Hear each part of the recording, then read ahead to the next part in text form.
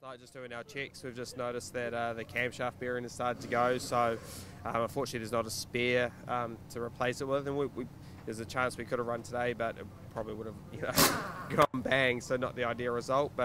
And we tried some things on the car yesterday, it went really well. Chris drove really well yesterday, so it's a shame not to be out there, because I think between us, the Chesters, Glenn Smith racing, we would have gone pretty well.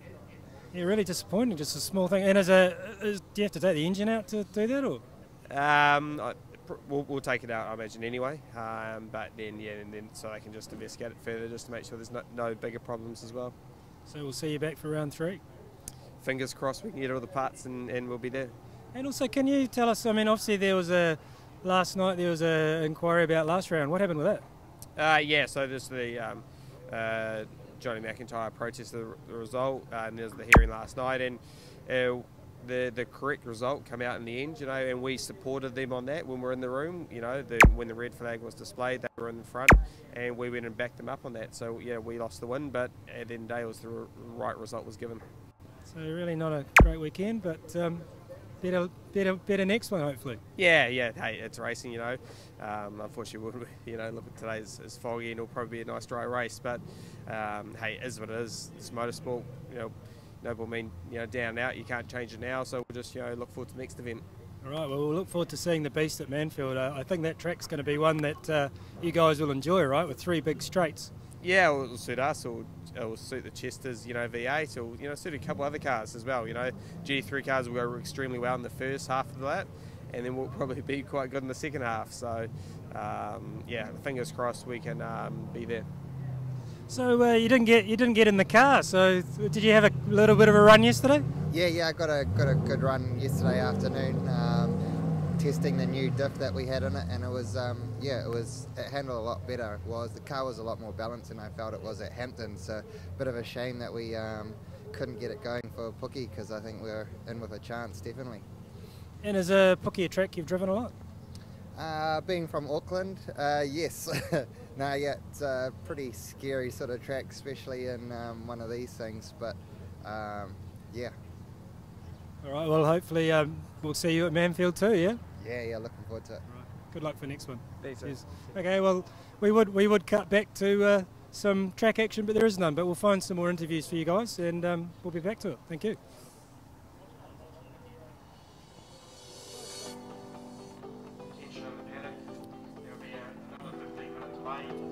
I've got a drone with me. Yeah. If you can get them to say okay, if you want to go to like a drone footage or something. Oh, where's that?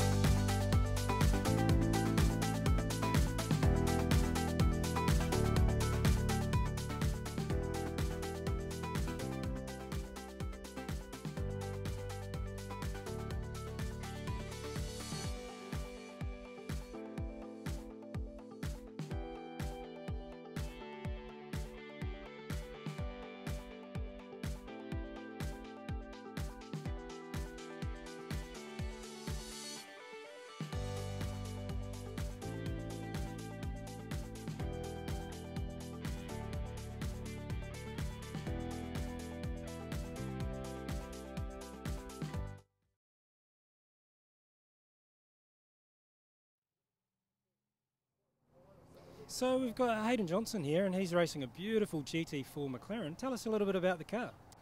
So this is a brand new car. Brand new car, yes. Brand new car. Sort of covered off a little bit, I guess, last time we had a chat. But yeah, first season for us. First time, I guess, yeah, racing at Pukekohe in the dry, hopefully. I'm sort of excited about that. So built for the European GT4 series, so which is huge. I mean, huge fields over there. I think they've got 3 independent GT4 series currently racing. And yeah, this is McLaren's entry. Audi's got one, Merck's got one.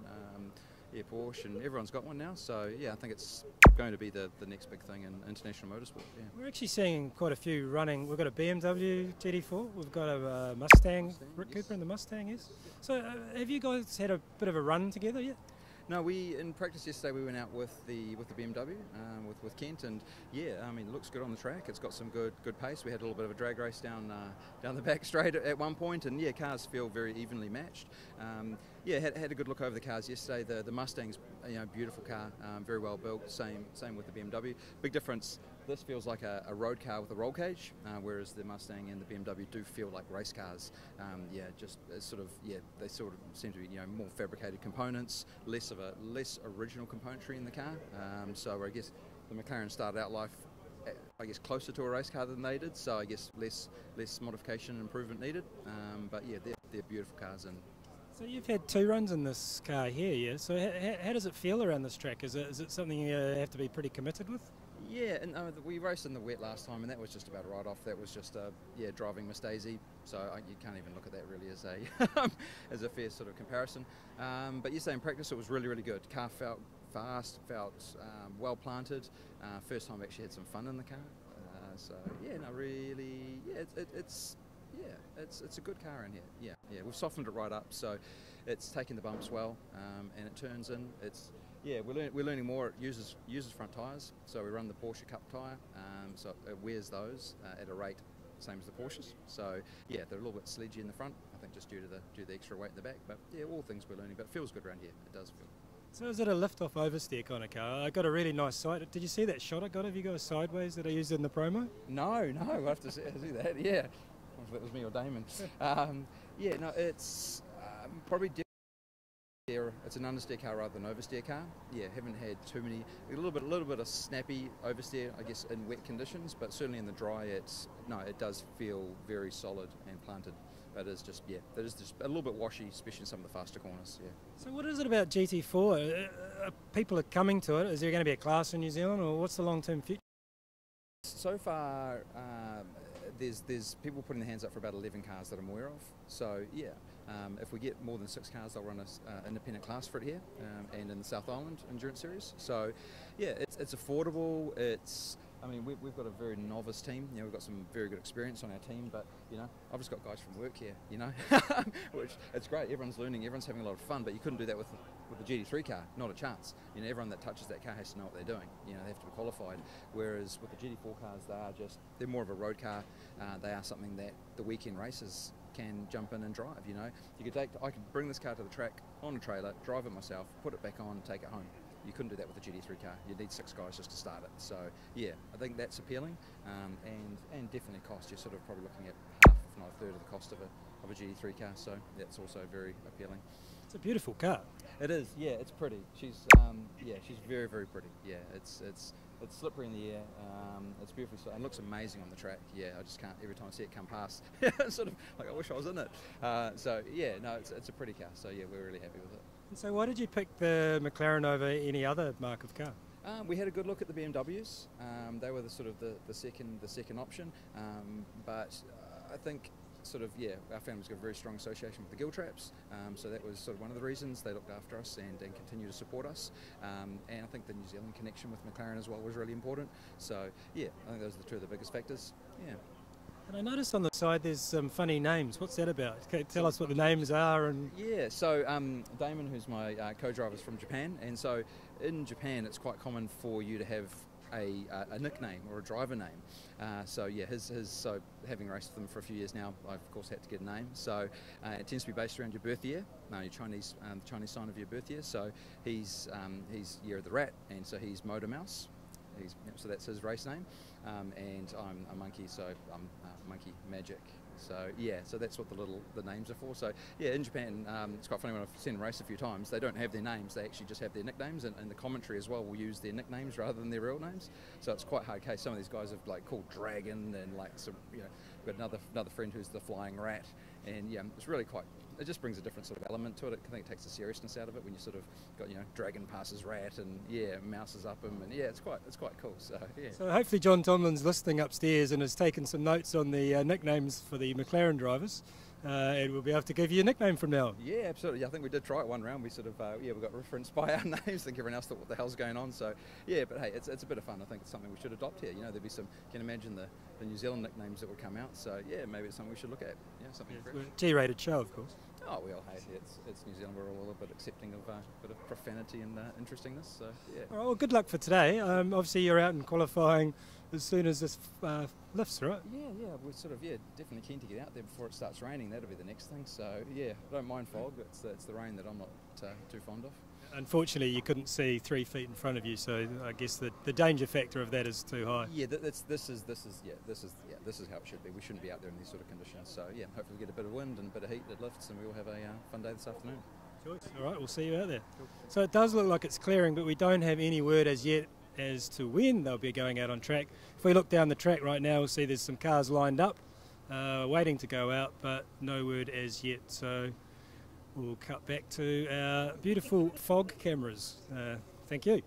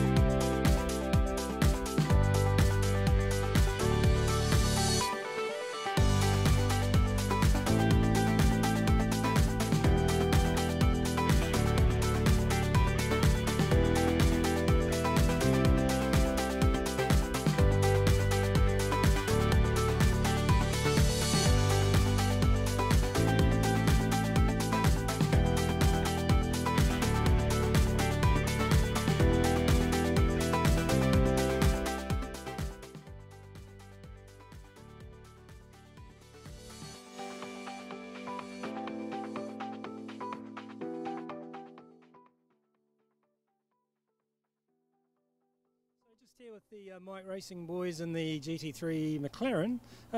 You guys, Mercedes. Oh, McLaren, Mercedes. Oops. Almost close. I was just talking to the McLaren boys. That's why. You guys went out before, yeah? Yeah, Jack had a few laps and they called it because it was too foggy. So it would have been good for him to get a few more laps in the wet. But yeah, we should be good for quali too. So how was it out there in the fog? Yeah, it's pretty greasy, but then down the back straight, like sort of halfway, 3/4 down, it's like the fog gets lower. You sort of can't really see much, but hopefully it clears up and we can get back out for quali 2. So did you manage to get any decent laps in? Not really, no. Like even on the last lap that we did before the red flag, there's still quite a lot of people just pounding around, just trying to not get in the fog. But yeah, hopefully it clears up for us. So yesterday you guys both had a run in the dry. How did the car feel? The car felt really good. We did a few laps at the end, and I think the times were there or thereabouts. So hopefully it'll dry up and we can put some new slicks on and see what we can do. So have you guys run the Pukekohe for a while, or? I think the 86s last year was the last time I ran here. So done a few laps around here, but not in a GT3 car. How does that feel? Oh, really cool. These cars are wicked. Bit bumpy down the straight, and obviously these things are so low and they scuff a little bit through the bumps and through the corners, so you can't use too much curb. But no, it's good fun. I'm enjoying it, and yeah, we'll see how we can go this weekend. So having two SLS AMG Mercedes, there you go. I got it right that time. Well, are both the cars the same car, and do you share data, or? Yeah, they're exactly the same. So we can share data, look at footage, and it's quite good having two cars that you can, look at and share information. So do you do different setups, or I mean, are they very set upable, these cars? Not really. Tyre pressures are the main thing we've been probably fiddling with. The cars are pretty standard, and they kind of come out the box pretty good. So yeah, we haven't touched it really. Cool. All right. Well, good luck for the day, and hopefully you get a good dry run. Yeah. Yeah, for sure. Thanks. All right. Cheers. All right. Still no word on when we go back out there, but we'll find some more interviews and we'll be back with you soon.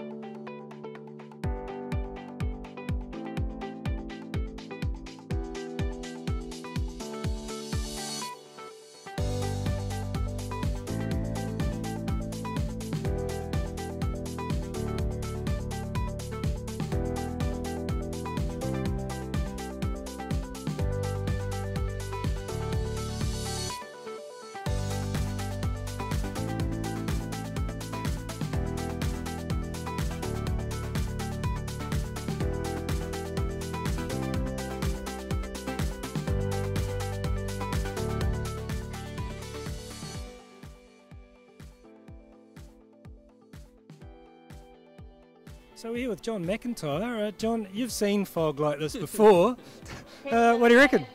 Well, I'm not a weatherman, but hopefully it'll lift. It has actually just warmed up a little bit, which normally is good for fog, but who knows? At least we've got Sunday. We could always come and run back on here on Sunday, which would be unfortunate for everyone, but what can you do? This is the way it goes. So the reason I said that is at Taupo 2 seasons ago, there was a race where it was fog 3/4 hours. You won that race, didn't you? Yeah, we did. Simon and I won that in the Camaro. So yeah, that was crazy, and the organisers did a really good job to try and get everyone some racing. And I think we ended up getting 20 minutes in the middle of it. We managed to be the ones in the lead, and then went under safety car again. So yeah, hey, it happens. It happens here. It happens in Nürburgring. It happens everywhere around the world. So yeah, but today Pukekohe's decided just to slow us down a bit. So tell us also, I mean, you were given the win for round 1. Tell us, I don't know how that, the background to that. Yeah, so we were leading on lap 133, and then the red flag came out on the next lap 134. So under the rules, it says that you go back to the lap before the red flag. And so we saw that relatively simply, and it was just a bit of confusion on the day from the officials, and they made a call at the time that you'd go to 134, which was obviously the Evans car. So yeah, look, it was a pretty easy process, and everyone always learns from it. So everyone will be a bit sharper on their rules from competitors and from officials from today. And yeah, no, it was good sportsmanship from the Evans team. We would it was also about getting the cars that were DNF'd in the pit lane, making sure that they actually got a finish, and they did. So no, it happens from time to time, and it was well sorted. Well, that's good to hear.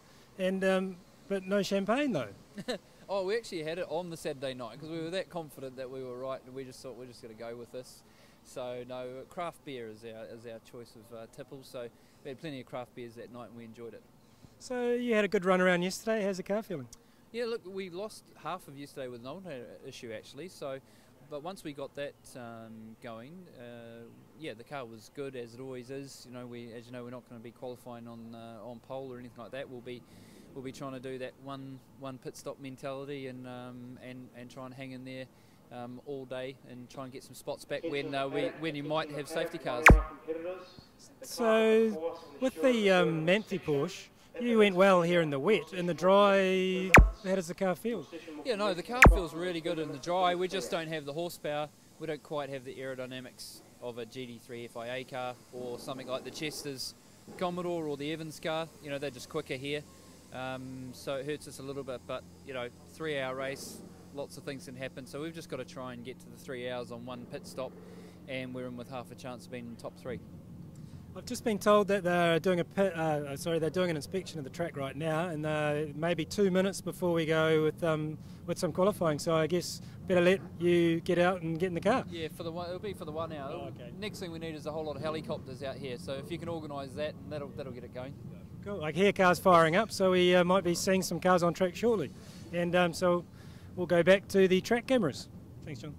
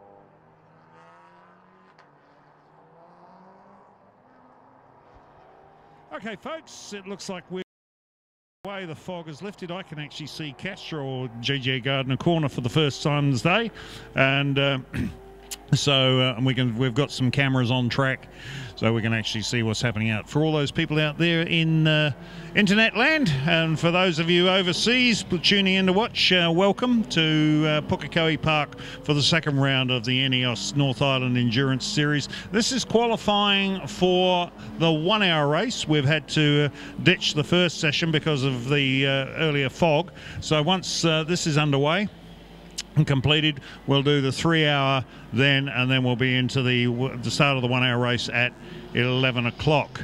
At the conclusion of that, which will be 12 o'clock, we'll then take a 1 hour break, and we'll be back into the afternoon with New Zealand's greatest race, the 3 hour endurance round, with a very, very diverse field of cars, and some very unfortunately we've lost one of our stars, and that is the Wet and Forget Commodore. Unfortunately, they ran a cam bearing in it yesterday, and so that's sort of taken away a little bit of the luster from the class, because they were the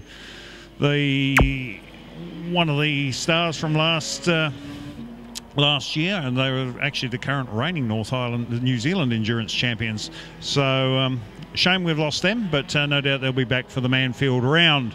So the qualifying underway at the moment for the 1 hour. There's some rather exciting cars out there. Car up from the South Island actually was looking at this car yesterday, and that is the car of number 33 car of Marco Schelp originally from Germany.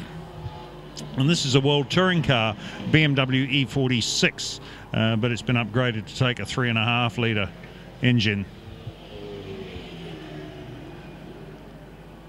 So we'll give you some lap times once they get in and underway. And at the moment, Marco is looking at the times. Quickest time on track at the moment is actually Marco Schelp with a 1:17.184. Rick Cooper, second quickest in the. Now that's a GT4 Mustang. It's a brand new car that Rick's brought into the country, and we're glad to see that car running. And I think he's actually campaigning that in the 3 hour as well. So Grant Aitken up there in his GT4 Porsche. We've got 4 GT4 cars here today. Got the McLaren, which is running in the 3 hour, and we've also got Kent Bogent's BMW as well. So Grant Aitken currently running 3rd quickest. The man to keep an eye out in here is a couple of the V8 Super Tourers out there. One of them is John Midgley. He will be running in. He's currently running in 11th position. We're just watching one, talking of Super Tourers, we're just watching the Hyundai Super Tourer there going through onto the back straight, just being passed by Bernard Verright and the Mustang as they head down towards the complex down the back. Bernard campaigned this car for 2 or 3 seasons now. He's following one of the little Toyotas there. I think that may be Caleb Toa. Who's just pulled, that's the ex Tom Alexander Toyota 86. Just going down into the hairpin now. It's Bernard Verright there, car number 441, the Boss Mustang. Now that's not to be confused with the Mustang that Rick Cooper is running. It's an earlier model. And the Cooper car is actually a GT4 built for the new International GT4 series.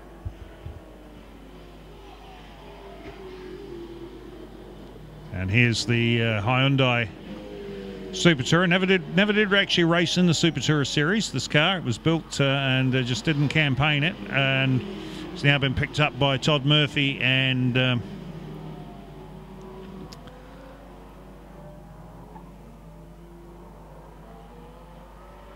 Stunning looking motor car.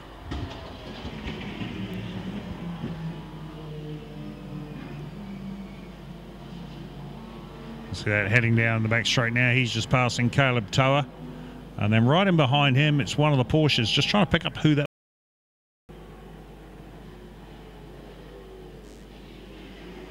And then right in behind the Porsche there it is looks like Tim Edgell. It is. That's Timmy Edgell there in yet another one of the Super Tourers.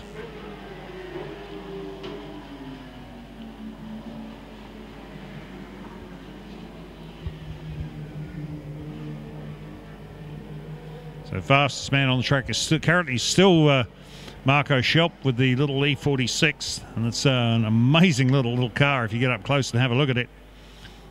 And now the Porsche of Michael Neville and James Kutire has taken over 2nd place with a 1:18.112. Midgley is 3rd quickest. Well, actually, Timmy Edgell's just gone to the top of the time sheets with a 1:17. No, he hasn't. Sorry. Yes, he has. Tim Edgell's just gone to the top of the timing sheets with a 1:16.475 in the ITM Albany sponsored Holden Super Tourer. Marco Schelp still holds down 2nd position. Then we go back to Michael Neville and James Kutire and one of the Porsche 997s. car number 611. And they're third fastest with a 1:18.122. John Midgley still fourth quickest with a 1:18. No, actually, he says, I say that. He just goes to the top of the tree with a 1:16.027. So that's going to certainly make the 1 hour interesting between having these two quick boys at the top, Edgell and Midgley. So I think we'll be seeing them duke it out throughout the race. Shelp is still holding down third position. And very quick little car, that one. And of course, also driving in the 1 hour, we've got a bit of a change in the 1 hour now. We've got Matty Griffin is driving car number 77, and that's, you'll just see him following the Porsche up over the hill here now. And that is the team, one of the Team Mortimer cars, and that's Matt Griffin there. You see him just about to put a pass on the Porsche down the front straight here. And Matty Griffin in car number 77. Comes across in fifth position, and car number 97 today is being driven by Warwick Mortimer. Warwick was going to be driving number 77 and sharing the car with Matt Griffin, but Matty, of course, ex-BMW champion, been a very accomplished driver, been to Australia and driven the V8 Utes in Australia, giving those guys, showing those guys how it's done. So. And Timmy Edgell goes back to the top again with a 14.064, so it's getting a bit quick up the front at the pointy end in these conditions. There we, as I say, with Matt Griffin, and has done very well in BMW class. Now Warwick Mortimer, who was going to be sharing this car with Matt, is driving car number 97. Which was scheduled to be driven by Sean Varney, but Sean pulled out at the last minute last night, and so Warwick's taken over the car. And just watching Matt go down the front straight there. Here he's just come past us now, and Matty's actually a digger operator as his occupation, and he's two-time New Zealand E30 champion. And winner of the Newcastle V8 Utes, winner of round 6. His North Island Endurance Championship Class 1 from last year, and North Island Endurance National Champ from Class 1 as well. So very, very good driver is young Matt, and also a fairly new dad as well in the process. We got in the pits here, just trying to pick up somebody coming off a wets, car number 142. That's Graham Fraser and BMW M3 E36, and they're going to a set of slicks. And Graham's quick. This car is very fast. So check.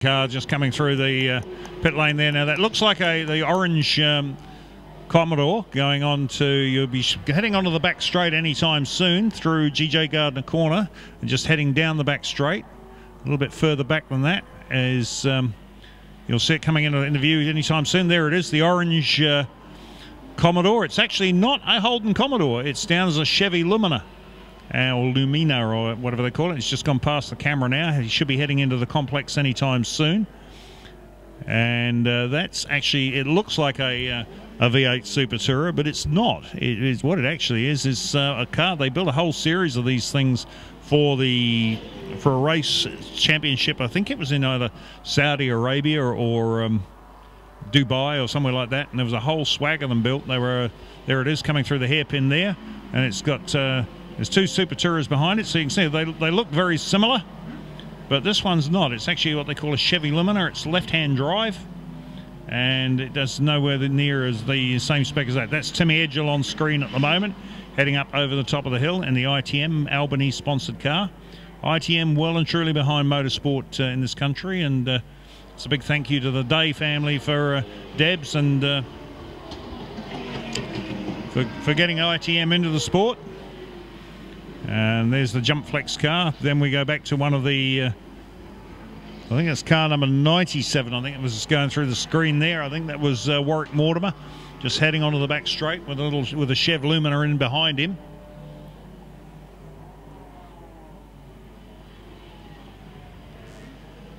So current running order on the road, time-wise, Tim Edger with a 14.064 from John Midgley on a 15.287. Matt Griffin, third fastest with a 17.015, just in front of Marco Schelp with a 17.184. Going to be a good battle between those guys. Rick Cooper, fifth fastest in the GT4 Mustang on a 1:17.351, just in front of Michael Neville and James Kotaya in the Porsche on a 1:18.112. Then Grant Aitken in the GT4 Porsche. And Grant's put down a 1:19.264, just in front of Cameron McCormick on a 1:20.254. Graham Fraser in ninth in a 1:20.254, and Jake Stoneman in one of the V8 Utes. And here comes Jake across the line now in the Ford Falcon V8 Ute, FG Falcon. And he is rounds out the top 10. Actually, no, just as I speak, Warwick Mortimer in car number 97 displaces Jake and moves him back to 11th position. Bernard Verright follows through in 12th position, followed by Matt Tubbs and then Charles Rollo in 14th and Matt Penny in 15th. And Simeon Woolsey in 16th position from Nick Archibald in 17th. Simon Usher, another one of the V8 Utes in 18th position. Aaron Crichton in 19th. Caleb Natawa, and young Caleb is driving the Toyota 86 that was campaigned by Tom Alexander last season. And Caleb has been racing Formula First and has stepped up this season to the Toyota 86, which is a great series, the Toyota 86s. And with a good field of cars this year. I think they're expecting anything up to 20 cars this year in the Toyota 86s. And speaking of which, there's a whole swag of them on screen there. There's the Corvette team, followed by a third one. I'm just trying to pick up the number of that car. It comes through the hairpin there. Actually, there's four of them. Four of the 86s all in a row. So they'll have a great battle over the... this is good training ground for the Toyota 86 boys and girls as they get themselves geared up for the summer series. So Jeff Short and the team do a fantastic job with the Toyota 86 crew. So...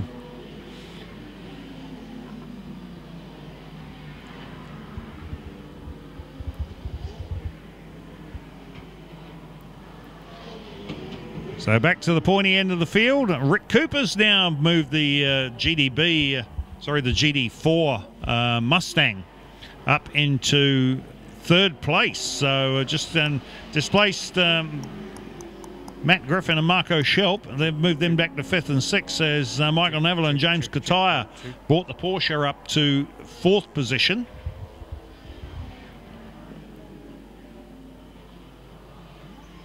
Watching, I think that is going down the back straight there. That's John Midgley there. Looks like I think John's probably been into the pits to put some bolts, some dries on the car. And looks like he's just trying to get some heat in the tyres going down the back straight. So the fog's starting to lift now. A bit of a breeze coming through. One of the V8 Utes in the pits. I think that may have been Jake Stoneman.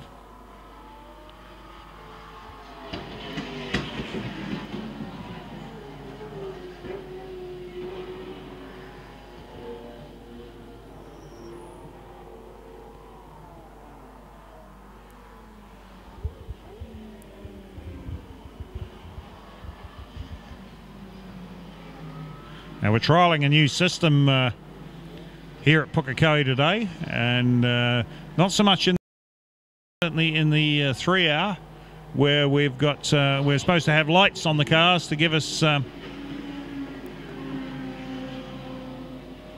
indication of who's driving, and and as I say that, Rick Cooper turns the Mustang round at GJ Gardner Corners, absolutely loops it, 720s it.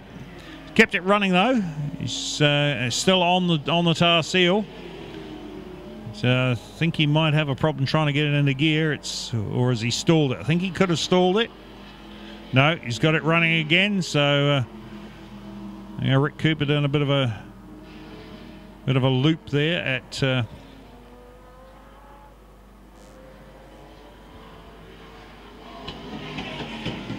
So yes, as I was saying, we're trialling a new system here today where we've got lights on the cars, but they're on the right-hand side of the car. We were hoping they'd pick them up on the cameras, but judging by the look of the feed I'm getting off the screen here, I'm not going to be able to pick them up, I don't think. So we'll do our best with them.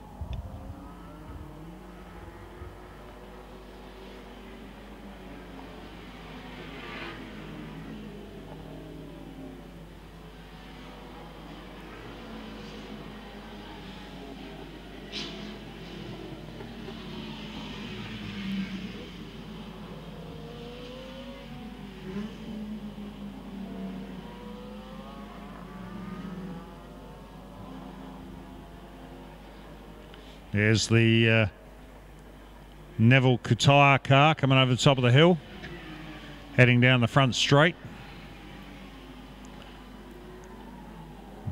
Great shot of the roof there. Here we go back to turn one. So we've got a camera down at track level here, and that's going through turn one there. That looked like that was Timmy Edgell. Here's Caleb Katoa coming through next. And Matt Tubbs there in the Superflex car as he comes down the front straight away. Now that is an TLX car. That was one of the out of the stable of Hamilton Ashfelt's team. So that runs an LS3 in that one. Somebody's had a bit of an off there. Got a couple of off at the hairpin there. Who we got there? That's somebody stuck out in the grass. Somebody's just getting back on.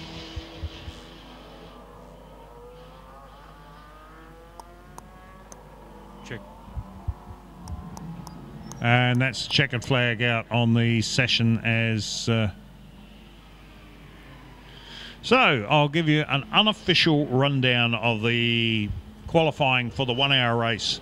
In pole position at this point in time, it is Tim Edgell with a fastest time of a 1:14.064. Second quickest, John Midgley with a 1:14.165. So that's going to be a great scrap at the pointy end there between the Holden Super Tourer and the Falcon Super Tourer.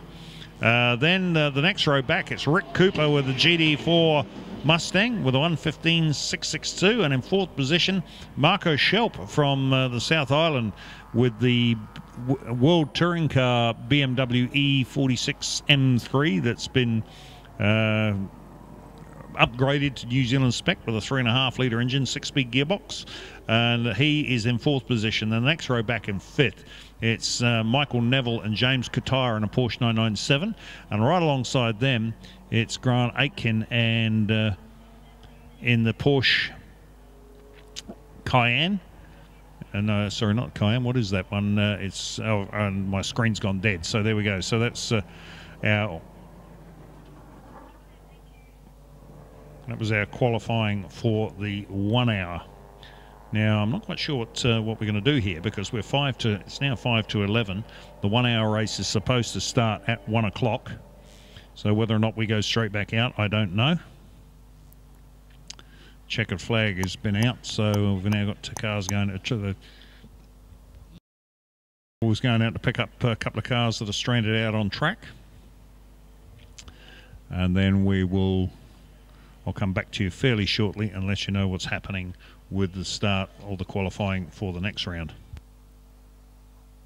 Okay, we're here with Chris Dunn, who's the El Presidente / boss / series coordinator of the South Island Endurance Series. So you've got a bit of an announcement to make. Yeah, we have, Adam. We're thrilled to announce that we're going to be racing at Highlands this year.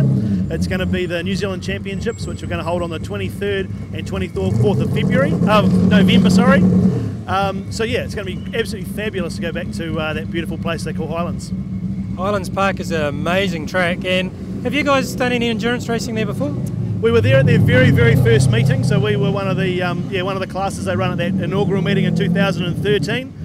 Some of the guys might remember it. Shane Van Gisbergen drove the Carter's Falcon, and he came from, I think it was 2 laps down to take the win, and it was an absolutely awesome race. So we're really looking forward to getting back there. And so how's the series shaping up, and tell our viewers when that starts? The South Island Series starts mid-September at Tiratonga, and then we go back to Ruapuna and then to Timaru. And then this year's going to be a little bit different because, like I say, we're going to finish mid-October, which will be at Levels, and then I think it's about 5 or 6 weeks after that, 24th of November, we're at Highlands for the New Zealand Champs. So hopefully getting some of these cool kids down there to come and play. So yeah, and hopefully we can come down there and play as well. Yeah, definitely. We've done a 5-year deal with Highlands, so we're going to run basically 3 New Zealand Champs there, and in the in-between rounds we're going to run the final of our South Island series. So yeah, 5-year deal with Highlands is pretty exciting for us for sure. Oh, there you go. You heard it here first. So what we're going to do now is we'll just cut back to the track briefly, work out who our pole sitter is for the 1 hour, go find them, and we've got a little bit of an award for the pole sitter today to give them, because you know we're a professional operation. So yeah, just bear with us and we'll find the winner.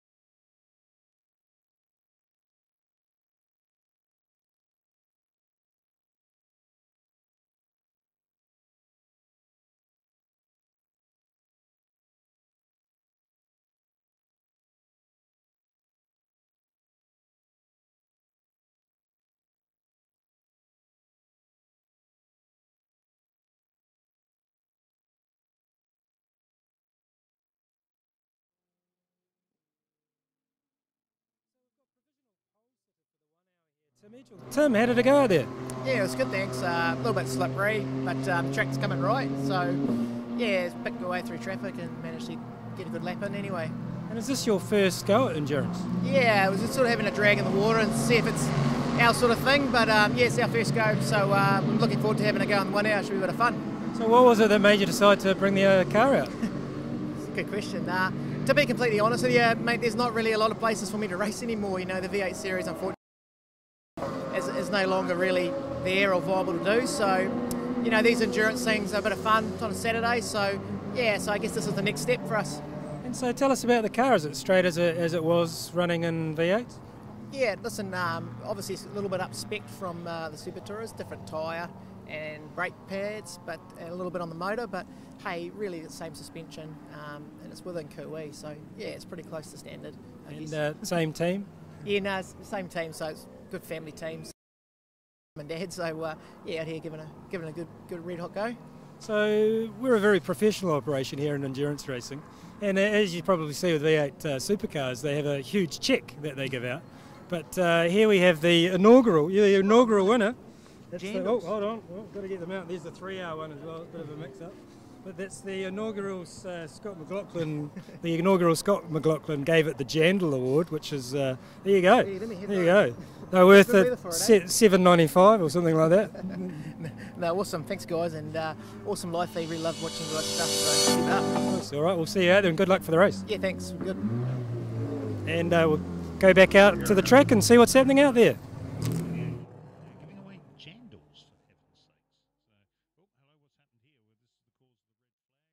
And we have got the little BMW there. That's the Golden Homes car, and that's up against the fence in car number 114. So just trying to pick that gun. That's Shane Helms and Rob Boland in the BMW M3. And that's actually a 2-litre turbo in it, that car, so it's not a genuine M3. It's certainly a hyped up, stunning looking, beautifully prepared motor car. And driver's out of the car, so obviously he's had an altercation with the fence. I'm just trying to pick up where that is. That must be just trying to, can't quite see where it is. It looks like, oh, it's over in the complex, so he's come around there. Unusual way he's come off the track there. You don't often see people going into the fence at that particular point, so not quite sure what's happened. But so they've got the driver into the M1 car, so they'll whip him off to the. He looks okay. He's walking A-OK, which is the important thing. And they'll whip him off to the medical centre for a quick check over, and then they just got to get the little M3 out of the fence there. Now, judging by that, looks like it could have some quite severe damage on it, but by the looks of things, it looks like it's gone in nose first and spun around. So, very unusual spot to see the car go off. But anyway, so let's have a quick look through the times to see who's achieving what. Here we are with Kent Bagent in the lovely GT4 BMW. He's just been out on track, so we'll find out what it's like out there. So how did it feel out there? Well, it's not easy. It is certainly slippery and sliding. We had a couple of moments with the back going out through the S's down there and caught it again. A lot of cars are finding it difficult, and even on the slow down lap, when we were just tootling around, a car spun in front of me on the hairpin. So how's this new car for you? How are you finding getting used to it? Well, we are getting used to it, that's for sure. We did run it at Bathurst. Unfortunately, we only got to the end of the practice sessions and didn't get it into qualifying due to somebody coming and trying to push us through a corner that wasn't passable and push us into a concrete wall at around 222 k's an hour, which didn't help me or the car. So has it been quite a big rebuild, this car? Oh, it has, yes. The front, I've got to say, the BMW was just amazing the way it stood up to the things, and the concertina impact of the car, and the way they've got the carbon fibre U-piece that goes out. It just was amazing how little damage there was done, really. All the front part of the car, all the radiators, all coolers, everything else was had to be replaced. So there's three other GT4 cars out there. Have you had a run together yet? Not yet, no, we haven't, although the McLaren was going very quick yesterday. We had some old tyres on, they probably did as well, but they've certainly got some good boogie. And have you seen the Mustang at all out there, GT4? No, I haven't seen the Mustang as yet. I've only seen a few other of the cars that were with at that time, so we haven't come across that yet. So you're a fan for a long time. What is it about BMW that keeps bringing you back to their cars? Oh, they build a fantastic car. I've had a couple of accidents in BMWs. One major one at Manfield where we ended in the 635 down there, and it was just amazing how the car stood up to an accident that was kind of launched the car in a off circuit end for end through the through the signs and everything else, and how the car stood up. So it came out really well, and I just like the BMWs. They're great engineering, and these particular cars have had a lot of tuning and a lot of thought put into them in their worldwide series. So how long have you been racing for, and what's your favourite race over your career? Oh, I don't know if there's a favourite race. I guess Bathurst back in 1985. We had the 635 in there and came 5th. That was a great day. I love the Bathurst circuit. It's really something. Although when you've got the mixture of the GT4 and the GT3 cars, the speed difference, especially up the hill and across the top, is just phenomenal. And we tend to get in the road of the cars, and they get upset with us, and you know, we're not getting up. We've only got virtually one line. We're trying to get through there as quick as we can as well. They've got a lot more downforce. They can go quicker through the top there, and it does lead to a fair bit of banging and bashing, as we saw in the last 12 hours. So long term, what's your goal for this car? I mean, obviously in the endurance series in New Zealand, you're hoping to be in head of class, or? We're always hoping to be up the front. We've now got to do a little bit of tuning, suspension and things like that with the car. Now, this is the first time we've had it out since we've repaired it at Bathurst, and we need to do some fiddling with it, as they say. But it'll come right, and we're enjoying being out there and doing it. All right, well, good luck for today, and it looks like they almost cleared the car off the wall, and you'll be back out again, so take care. Cool. Wonderful. Thank you very much. All right.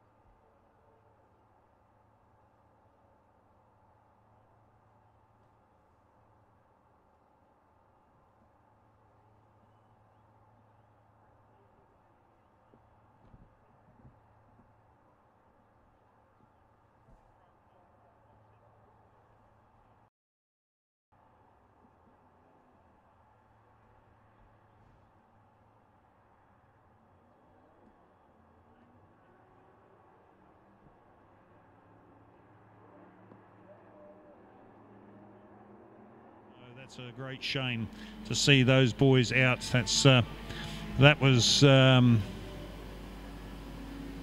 Paul Barabaro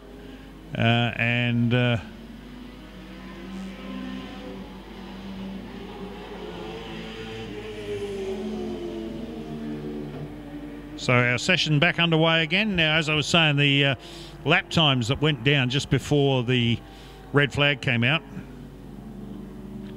is Christina Orr-West and Brendan Leach were quickest in at that point in the Mercedes SLS GT3 car, and that runs in running in the GDA class. 13.731. Now that time will fall. There's no two ways about that. Glenn Smith and John DeVeth were second quickest with a 16.62. Then it was Brian Symes and Lachlan Fitzgerald Symes in the Seat Leon Supercopa was third quickest. Then it was Michael Neville and James Kutaya, fourth quickest GT3 car. Just in front of Reid Harker and Jack Milligan in the other GDA class Mercedes GT3. And out of pit, as I talk of that, out of pit lane comes the number 66 car, the 997, another one of the Mike Racing cars. And that one is this weekend is being campaigned by Andrew Elliott and Rowan Shepherd, actually out of the Sanyong Ute series, and so that's a bit of a step up for the boys, out of a Sanyong Ute into a 997 GT3. Now we're just looking down the back straight, and they're just being passed by the number 18 Porsche, the Gilbertson Racing, the Gilbertson JMR Racing Porsche 991. Now that's a car that that's a Man3 Racing car that was been brought in by Simon and the team, and it's basically they are a GT3 car, but running all. Sorry, they're a 991, and they were sent to Man3 Racing and upgraded to a GT3, basic GT3 spec, but still running the stock engine around about 485 horsepower. You can see that car now coming out under the bridge and heading down to the top of the hill. Now, what was put, as I said earlier on, with a 3-hour, we're actually going to put lights on the cars, so it'll be on the right-hand side of the car. So we should be able to pick up, as they come over the top of the hill, who's driving the car. I've got a list up here with me of all those that have got going to have the lights on. Will be behind the wheel. Now, onto the back straight here. That's the good scrap here between the Mike Racing and the JMR Gilbertson Racing Porsches. One's a 997, one's a 991. A little bit more horsepower in the 991, as you see them coming down into the complex now. Not sure whether it's Johnny Mack or Simon behind the wheel. So just having a look now. It's if the light is on, it is Simon Gilbertson behind the wheel. If it's Johnny Mack, there will be no light on. There doesn't appear to be a light on the side of it at the moment, so I think it's Johnny Mack behind the wheel at the moment. So let's have a look and see what the lap times are. So quickest car on the track at the moment is the Mike Racing SLS Mercedes of Reid Harker and Jack Milligan. Two boys out of the Toyota 86 class. And that's a big step up for them, just like the boys that have stepped up from the Sanyongs into the Porsche. These guys have stepped up from 86s into this SLS GT3 Mercedes from Mike Racing. What an awesome piece of kit it is. Two of them on the track at the moment. The other one by Christina Orr-West and Brendan Leach piloting the ITM sponsored car. Just watching them go down the back straight now. And there's the McLaren at the front there. That's the GVI. Here in the pit lane now, that is the Reid Harker, Jack Milligan Mercedes GT3. There's the other one, and already in pit lane, and that's the Christina Orr-West Brendan Leach car. Doesn't appear to be anybody in the car at the moment, so, and now we're expecting the second of them in, second of the big Mercs into the pits. And they, when I say big, they are big. They're a very, very wide car. It is now extremely wide car now.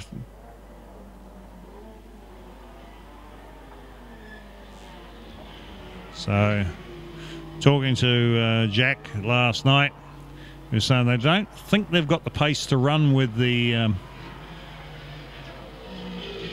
They don't think they've got the pace to run with the Chester's car at the front of which we actually haven't even seen out on the track just yet, to be honest with you. We're just looking for it now. Now, Nick Chester and Cam Jones, they're currently running 6th quickest. But I know they're not putting their pace down. Talking of that car, there it is now, going through the GJ Gardner corner. It's a shame we were looking for the fight between that and the Wet and Forget Commodore. This one's got a 6.3 litre. Basically, it's a sprint car engine, but it runs, talking to the boys yesterday, it runs a V8 supercar fuel injection system on it. So the engine's 6.3 litre, effectively sprint car motor that you would see that you see running in the cars at Western Springs. So big horsepower, all alloy, and but it runs, instead of running a carburetor, which the sprint cars do, this thing uses fuel injection. So certainly some big horsepower, and was running some very, very impressive lap times around here yesterday. So there we see the Mike Racing, the number 96 car. It's Milligan or Harker. Just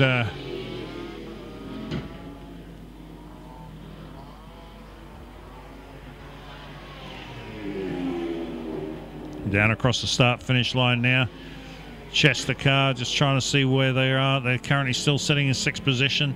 They're down to a 12.947. Now, the track is obviously still very damp, very wet, but they can run down to. We'll put it this way: I'm not going to tell you what lap times they were doing yesterday, but I don't want to give too much away at this early stage. But I can say it was very, very impressive. That's for sure. So. Probably the only cars quicker around here would be Glenn Smith's Crawford Porsche. Would probably be about the only thing that would be quick around here, or a Formula 5000. They were very quick times, these boys. Oh, and as we talk about that, there's the Mercedes, the Mike Racing Mercedes, fires off the track at the complex, comes back on, takes a tour through the grass.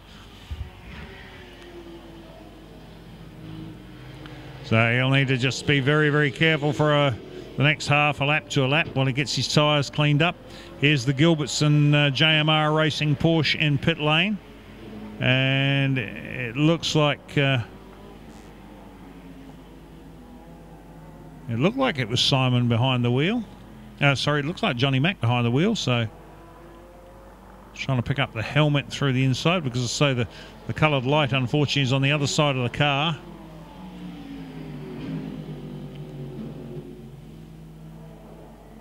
Oh, we've got a spinner at now that's the DeVeth Smith car. Oh, and he's going to get himself stranded there if he tries to drive over those curbs. The Camaro will bury itself at that part of the track. So the DeVeth Smith car is actually straddling the curb and the infield on the complex, and it looks like he's got it buried there. Certainly not moving, not going on either direction. Yep, and just as we hear that, they chucked the red flag out for it, so that's caused a red flag. So that effectively is also going to affect their grid position too. So that will move them back. I think it's 7 grid spots it moves them back. So we'll give you a quick rundown while we're waiting for this to be moved. I'll give you a quick rundown of what the lap times are and who's sitting where at the moment. And that's a bit of a shame actually, because they were currently running second with the DeVeth Smith car. So Reed Harker, Jack Milligan are quickest in the number 96, 96 Mercedes SLS Mike Racing car. That is on pole position at the moment, and this is unofficial of course. Glenn Smith, John DeVeth was second quickest in the Elf Racing Chevy Camaro. Were second quickest. Then it was third quickest was Simon Gilbertson, Johnny Mack, car number 18. Then right in behind them, it was the 997 of Michael Neville and James Kutaya. Those guys are doing real well today. They were quick this morning in the 1 hour. Then it's the Connell Dempsey Andrew Fawcett car. That's another one of the Mattei Racing Porsches. He's in there in 5th. Then it's Nick Chester Cam Jones in the Chester's Bathroom Supplies Holden Commodore in 6th position. 7th is Christina Orr West and Brendan Leach in the other Mercedes SLS GT3. And I see Christina standing in pit lane there and looking up and down pit lane. So it must be Brendan in the car. She's wondering where he is. Then Elliot Andrew and Rowan Shepherd in this car that you see on screen now, the number 66 Mike Racing Porsche 997. So they are they're currently sitting in 8th position. Then it's Hayden Johnson and Damon Jackson are 9th quickest in the GVI Vehicle Imports McLaren 570, and that's the first of the GT4 cars. Then it is Craig Innes and Simon McLennan in 10th position in the Seat Leon Super Copa. And I tell you what, if you keep an eye out, both the Seats are together there. It's because it's Brian Symes and Lachlan Fitzgerald Symes are in 11th position, just in behind them, and there's virtually nothing lap times separating the two of them. So keep an eye on those guys, and they will finish, if they're reliable, they'll finish in the top 10. And especially if it rains, look for them to really make a difference, because those little front-wheel drives, they're very quick in the rain. As I said, my suspicion was before that they've got the Camaro stranded across the curb, and that's exactly what's happened. And they're trying to free it now without causing any damage underneath to the Sarani Camaro. Stunning-looking motor car, and beautifully presented by Glenn Smith's team. And I only bought this car for a bit of fun, and they're certainly getting their money's worth out of it, that's for sure. So then in 12th position, it's Kent Bagent and Bob Seavright in the second of the GT4 cars. That's the BMW. And you heard Adam in the pits talking to Kent earlier on. Then Andre Mortimer and Glenn Chatwell, and they're in the Mortimer Racing E46 M3G. And they're sponsored by Gulf Force Limited and Gulf Oils, or Fuels I should say. Then we go back to Bruce Kett and Shane Johnson, and these guys have been around for a long time. That's the I think it's the ex-Angus Fogg car, if I remember rightly. It's Ford Falcon, but it's got a LS3 Chevy in it, so we call that car.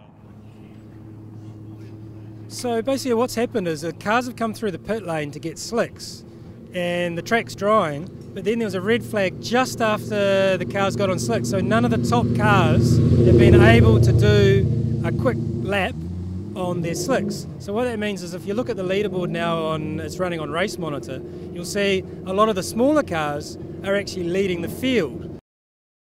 Everyone's sitting there now busting to get out. There's about 6 minutes left or 5 minutes left in the session, so when this goes green again, it's going to go wild, because everybody's now on their slicks wanting to get a lap in to get up the field, because none of the GT3 or GTB cars have qualified on a fast lap yet. So it's about to get exciting here, so hopefully they've cleared that car and they're going to get the last 3 or 4 minutes out there.